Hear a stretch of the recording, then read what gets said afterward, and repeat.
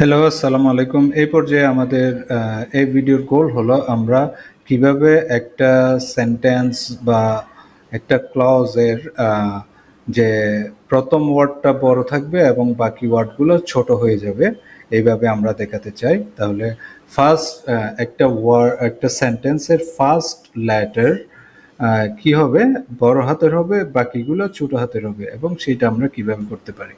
তাহলে ধরুন for example আমি ইজ ইকুয়াল টু দিলাম এখানে, এই যে আমি এই সেলের ডাটাটা দেখাতে চাই, তাহলে আমি ইজ ইকুয়াল টু দিলাম এবং আমি কি করতে চাই, আমি এই ডেটাটার প্রথম অক্ষর বড় হবে, বাকি অক্ষরগুলো ছোট হবে, প্রথম অক্ষর বড় হবে, বাকি যে লেটার্সগুলো ওগুলো ছোট হবে, প্রথম অক্ষর বড় হবে, বাকি লেটার্সগুলো ছোট হবে। তাহলে এইটা যদি আমি করতে চাই তাহলে কি করতে হবে, আমি ইজ ইকুয়াল টু দিলাম, ঠিক আছে।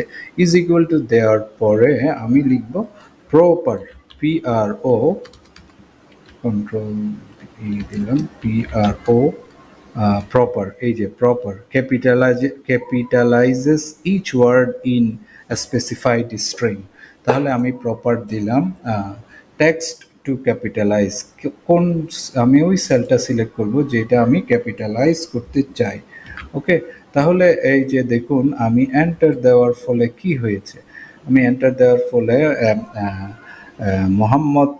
মোহাম্মদের এমটা বড় হয়েছে, বাকিগুলো ছোট হয়েছে, সাকিবের এসটা বড় হয়েছে, বাকিগুলো ছোট হয়েছে, হোসাইনের এইচটা বড় হয়েছে, বাকিগুলো ছোট হয়ে গিয়েছে, তাই না?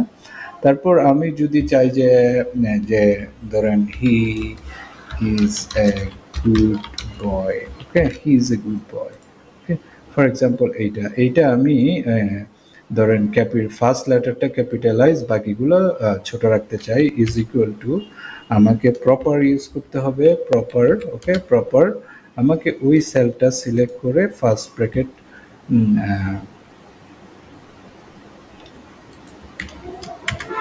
প্রপার দিয়ে আমাকে ওই সেলটা সিলেক্ট করে আমাকে ফার্স্ট ব্র্যাকেট ক্লোজ করে এন্টার দিলেই আমি লিখব হি ইজ এ। এর পরে কোনো বড় হাতের অক্ষর বা ছোট হাতের অক্ষর নেই, যেহেতু অনলি এ আছে, সেক্ষেত্রে এই বসেছে।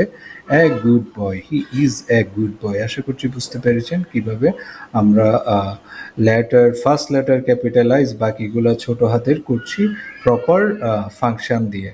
এই যে দেখুন এখানে তার প্রমাণ, প্রপার, এই যে এখানেও প্রপার ইউজ করেছি। সো আশা করছি বুঝতে পেরেছেন কিভাবে আমরা ফার্স্ট লেটার বড় করছি, বাকিগুলো ছোট করছি, কোন ফাংশনটা দিয়ে, প্রপার ফাংশনটা দিয়ে।